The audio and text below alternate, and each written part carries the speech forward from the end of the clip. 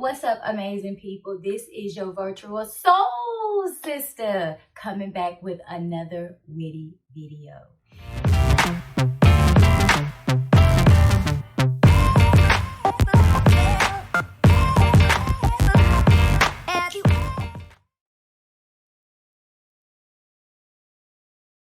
Today, we are going to talk about a very important topic. But before we jump in, I want to ask you to do a couple of things. One, create a vibe, light a candle, burn you some incense, or even maybe get you a nice warm cup of tea, coffee, whatever creates that vibe for you. Wine. I want you to feel comfortable. I want you to feel warm, and I want you to be ready to receive this very important information. Also, get you a pen and a notebook. I think this is very important so that you can have something to reference, but there is power in writing. Writing is an excellent way to cement new practices and lifestyle changes in your life. So don't forget to get you a pen, get you a notebook, and let's get ready to jump right into this juicy topic. So today, what I'm going to be talking about is what is self-care and 5 practices that will help you elevate your inner peace when you make these a part of your life, when you make it a ritual. So I want to start off by talking about what is self-care. Now let's just stop for a minute, think about it, and ask ourselves, well, first of all, what does self-care mean to you? Just take a moment and write that down. I'll give you a couple of minutes just to write it down. Because a lot of the times we may not know what self-care is, or you'll come to find out that we have totally different meanings of what self-care is. So before I tell you what it means to me, I want you to have your own ideas and jot that down.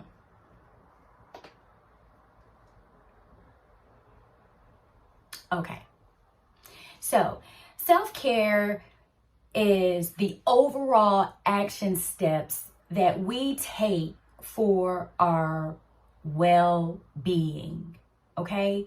And so I am going to talk about 5 powerful ways or 5 powerful tips and ways that you can elevate your inner peace. And these are some of the things that I do. So number one is eating healthy and yummy foods. Now, this is so important because we are what we eat, but it's not just about eating and fueling our body. I have a question for you. Do you mindfully eat?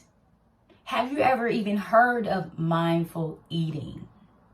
So let me just share a quick story about mindful eating. I went to a yoga retreat, and it was a mindful eating and meditative retreat.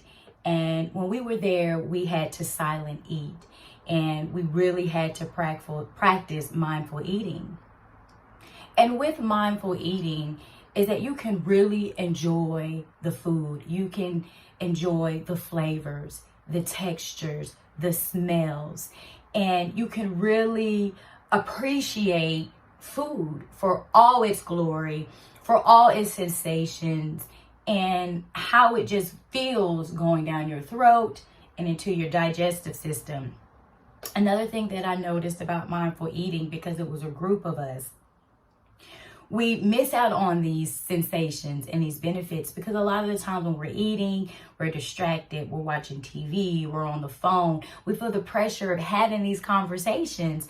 But when you are mindfully eating and silently eating, you don't have those pressures. You can just be and enjoy, and that is an excellent thing.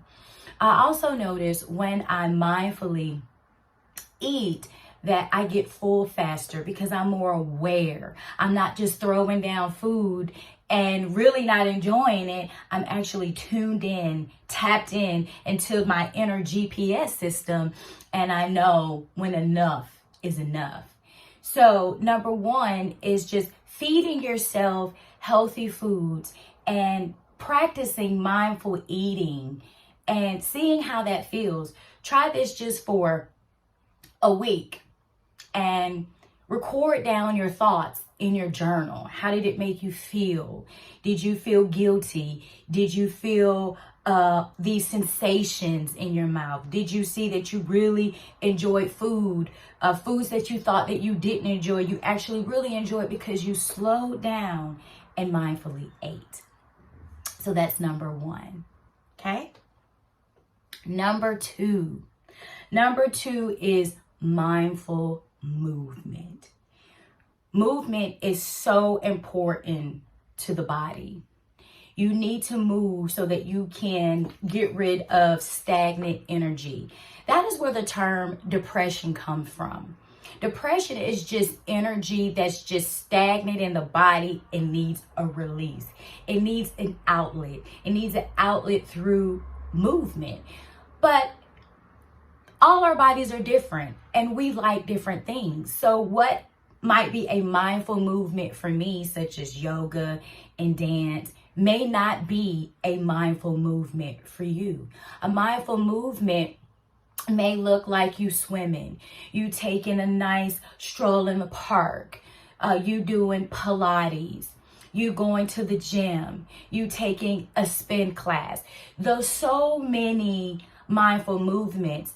But one thing that I notice about a mindful movement that you enjoy, it puts you automatically in a meditative state. For me also, I really love spinning, cycling class. And when I'm in that flow state, I am tuned in and I'm locked in and I'm not thinking about anything else but what I'm doing in the present moment.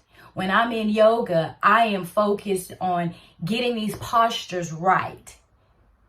You know, so when you're walking, you are not in your head. You are just appreciating the nature, appreciating how it feels on your body, how the wind feels, how the sun feels, how the rain may smell. So that's the thing about mindful movement, and it's really elevating your peace, because peace is when you don't have all these intruding thoughts in your mind, that negative critic that's in your mind feeding you all of these things that are not true. And when you get into that meditative, mindful movement, you are just being. There is nothing distracting you. And that's why it's so good to find that mindful movement that puts you in that space. So now what I want you to do, I want you to take about 1 minute to think about what mindful movement your body appreciates. And I also want to mention that your body is very intuitive, and your body will speak to you. Your body will speak to you when it's sick, through pain. It will speak to you through being stiff. So communicate with your body. And this is also a way to build healthy relationship with your body, so that you are tuned in to your body's needs. So take some time and just journal that down quickly.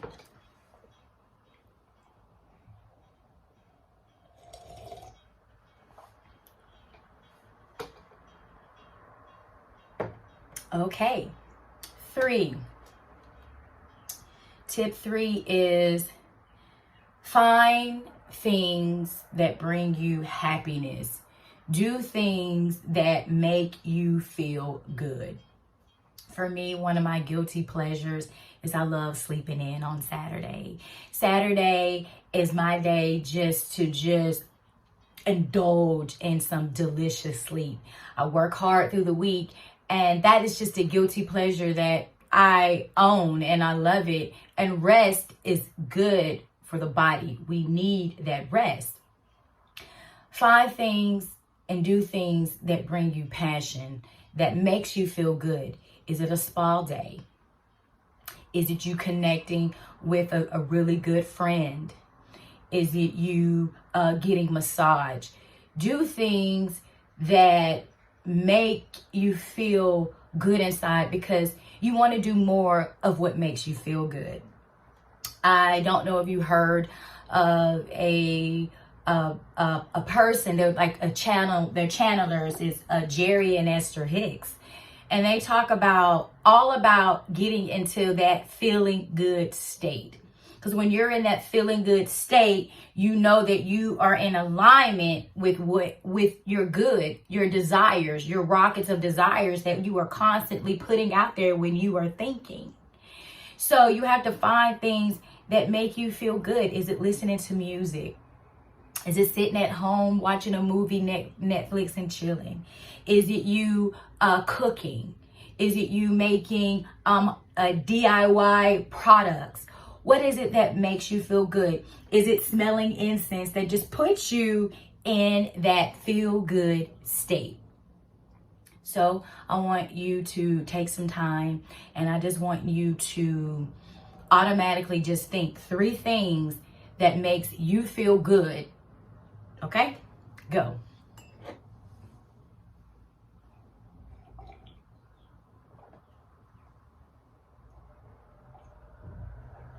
Okay. Number 4.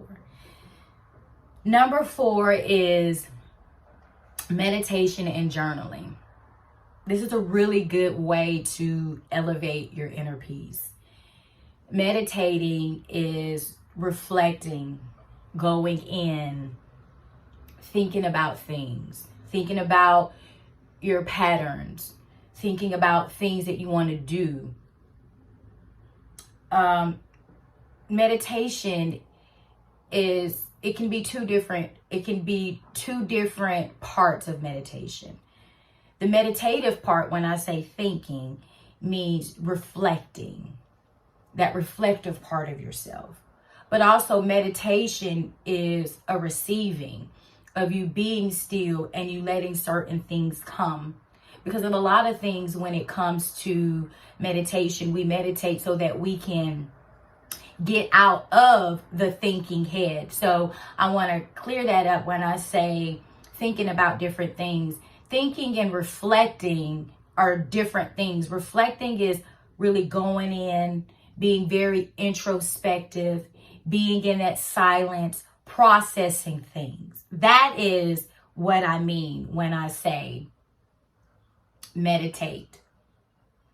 Then that second part of meditation is getting still, quieting your mind, stilling those thoughts, and just seeing how much you can clear so that you can receive different ideas.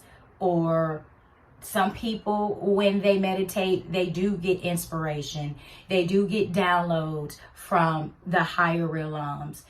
I think that meditation is different for all people, and it also is very different from where you're at on your spiritual journey. Meditation could be someone really just getting downloads from the higher realms ideas. So think about that and make sure that you are trying to at least incorporating it at least once a week. When we here on this channel, I want to give you practicals, smart ways to do things so that you're not setting yourself up for failure. So start small. Journaling. Journaling is you getting your book, getting your pen, and just doing a gratitude journal. What are you thankful for? And the powerful practice of gratitude journaling is because it puts you in a positive state. We can think about all the negative things in the world or everything that is not going right in our life. But if we can shift our focus and think about, I am grateful. I'm grateful that I'm alive. I'm grateful for this warm tea. I'm grateful for my gifts and talents. What are you grateful for?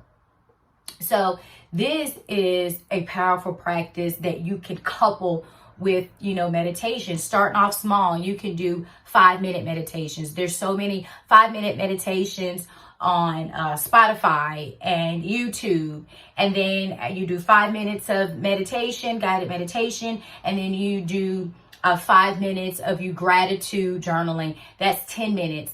You got 2 powerful practices, and I guaranteed you it's going to put you in a better state of peace and calm within yourself.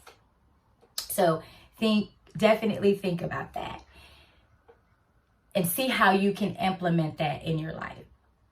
The last thing that I want to talk about, and a powerful way that you can incorporate this self-care practice to elevate your inner peace, is through connecting with nature. I love nature. Nature has so many benefits that you may know of, and you may know some of the benefits and you may not know. But a powerful practice in nature is earthing. And earthing is taking your shoes off, putting it on the ground, in the grass, in the sand, and allowing your feet to connect with nature to get rid of that negative energy from the soles of your feet. And it's such a powerful practice, and it's a great way for you to stay grounded. And connecting with nature is already peaceful, and you want to be around things that are peaceful. Nature is always in its flow. It's natural. And when you hang around nature, you become, and you start taking on the aspects of what you are around. It's much like when people say you are who you hang around or what you hang out with. Well, if you're hanging out with nature, you're going to adopt the characteristics of nature. You're going to learn how to be more in the flow. You're going to learn how to let go. When you look at the seasons are always telling us how we should live in our life. There's always cycles, and you will have an appreciation for cycles. If you ever notice, when people are not well, they want to connect and they want to go to the ocean. The healing benefits of the ocean water, the healing benefits of those trees. Another powerful practice is hugging a tree. I know that it might sound foo-foo and out of this world, but hugging a tree, ideally they say that we should be getting 100 hugs a day. That lets you see that a lot of the times that we are deficient in just getting a hug and getting love, and our heart chakra wants that. So try that. Get out with nature. It calms you. And nature could be going out and going for a hike, going for a nature walk, not talking, being still in that moment and appreciating, listening to the animals and all the things that are out in nature. So these are just 5 powerful practices that you can implement in your life to elevate your inner peace. So if you didn't know where to start and you are ready to get on this self-love, self-care journey, I would highly recommend you just try these practices. And if 5 of these practices are too much, just implement 1 or 2 in your life. It's all about small, simple steps and transitioning things into your life. If you're already doing certain things or if you're not doing certain things, if you implement one of these practices once a week, or maybe 2 of the practices in your life, it's more, you'll be more consistent, and you want to make it a habit. You want to solidify. So check in with yourself, be honest with yourself, and I hope that these 5 practices will elevate your inner peace. Have a great day.